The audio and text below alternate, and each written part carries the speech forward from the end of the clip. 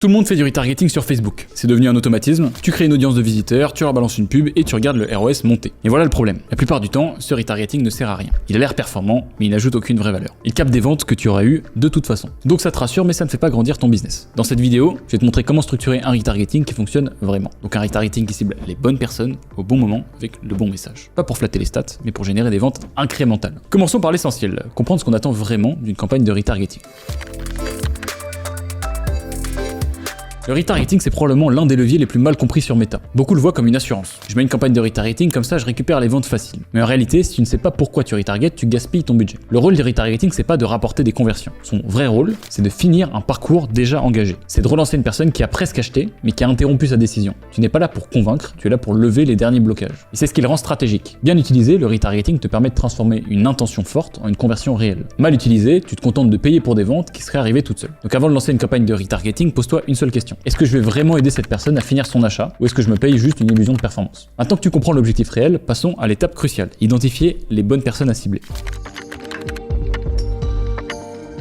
Une campagne de retargeting ne vaut que par la qualité de l'audience qu'elle cible. Et cette qualité repose sur une seule chose, le niveau d'intention que la personne a montré. Si tu retargetes quelqu'un juste parce qu'il est venu sur la homepage, t'as aucune preuve qu'il s'intéresse à ton produit. Peut-être qu'il a cliqué par curiosité, qu'il a rebondi au bout de 3 secondes, ou qu'il s'est trompé de site. Dans ce cas-là, le retargeting ne sert à rien. Tu dépenses pour afficher une pub à quelqu'un qui n'est même pas dans une démarche d'achat. Ce que tu dois cibler, c'est uniquement les comportements qui démontrent une intention claire. Voici les signaux d'intention qui justifient une campagne de relance. Ajout au panier, consultation d'une page produit, idéalement plusieurs fois, vue de vidéo à plus de 75%, le clic sur un bouton offre, code promo ou comparateur, ou le temps passé élevé sur ton site. Pourquoi ces signaux sont utiles? Parce qu'ils montrent que la personne s'est projetée. Elle a considéré le produit, elle a été presque jusqu'au bout, et c'est là que ton retargeting peut faire la différence. C'est là que tu peux convaincre de franchir le dernier pas. Tout le reste, tu peux l'éliminer. Tu payes pas pour relancer des curieux, tu payes pour terminer une vente commencée. Une fois tes audiences définies avec les bons signaux d'intention, il faut déterminer pendant combien de temps tu vas les cibler.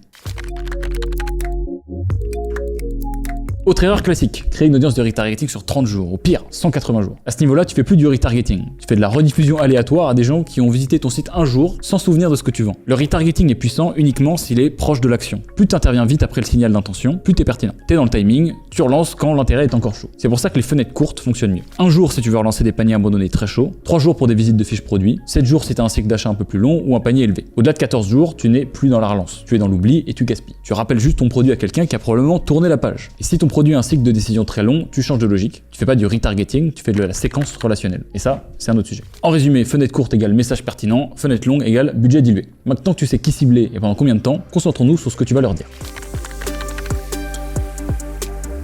Autre erreur courante, utiliser exactement les mêmes pubs en retargeting qu'en acquisition. Même créa, même texte, même message. Le problème, c'est que la personne que tu retargetes n'est plus au même stade. En acquisition, ton objectif, c'est de capter l'attention, faire découvrir, donner envie. En retargeting, elle te connaît déjà. Elle a vu ton produit, elle a hésité, elle a décidé de ne pas acheter. Donc si tu lui balances exactement le même message qu'en première exposition, tu confirmes ce qu'elle a déjà décidé. Non merci. Ton message doit évoluer. Tu dois parler à quelqu'un qui est convaincu à 70%, mais qui bloque quelque part. Tu peux jouer plusieurs cartes. La réassurance, avec des avis clients, de la preuve sociale, des chiffres de satisfaction. L'urgence ou la rareté, avec une fin de promo, un stock limité, une dernière chance, ou la réponse à l'objection, avec la livraison gratuite, le retour simple, le paiement sécurisé. T'as pas besoin d'un nouveau pitch, t'as besoin d'un dernier coup de pouce. Le bon message en retargeting, c'est pas regarde ce produit, c'est voilà pourquoi tu peux l'acheter maintenant. Donc c'est bon, t'as défini ton audience, ta fenêtre et ton message. Il est temps de parler d'équilibre et de la façon dont tu vas doser ta communication.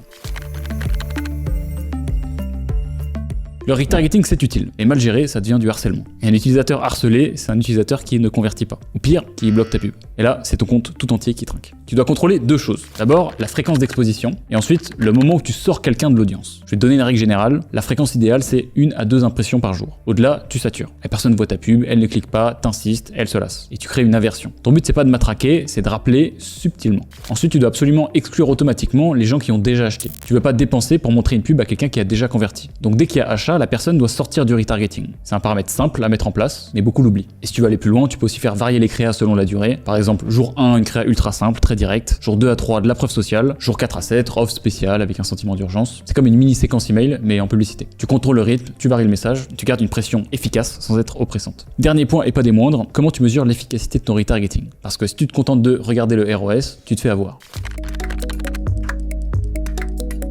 Le ROS du retargeting est quasiment toujours flatteur. Pourquoi? Parce qu'il capte des conversions faciles. Et ce qu'il te dit pas, c'est si ces ventes sont vraiment dues à la pub, ou si elles auraient eu lieu naturellement. Tu dois aller plus loin que les métriques de surface. Voici ce que tu dois suivre. D'abord, le CPA retargeting. Donc, est-ce que ton coût par achat en retargeting est cohérent? Est-ce que tu paies cher pour une conversion déjà acquise? Ensuite, le taux de conversion post-clic. Une audience vraiment chaude convertit très bien. Si ton taux est faible, c'est que tu retargetes trop large. Numéro 3, la contribution au chiffre d'affaires global. Va voir dans le back-end, est-ce que ton CA monte quand tu montes les investissements en retargeting ou est-ce que ça ne change rien? L'objectif, c'est pas de se faire plaisir avec des beaux chiffres dans l'Ads Manager. C'est de te rassurer sur le fait que le retargeting ajoute de la valeur au business. Et pour ça, il faut sortir de méta, croiser les données et regarder l'impact réel. Pour conclure, tu l'as vu, faire du retargeting c'est facile, mais faire du bon retargeting c'est un peu plus de réflexion. Ce que tu dois retenir, c'est que ce levier n'est utile que si tu le rends précis. Tu dois cibler les bons signaux sur la bonne personne, sur la bonne période, avec de bons messages et jamais te contenter d'un ROS flatteur. Sinon tu payes juste pour acheter tes propres ventes. Et ça n'a aucun intérêt. Et si tu veux aller plus loin ou être accompagné sur ta stratégie d'acquisition globale, tu peux discuter avec un spécialiste Kudak sur le lien en description aussi. C'était Théo pour Kudak, je vous embrasse.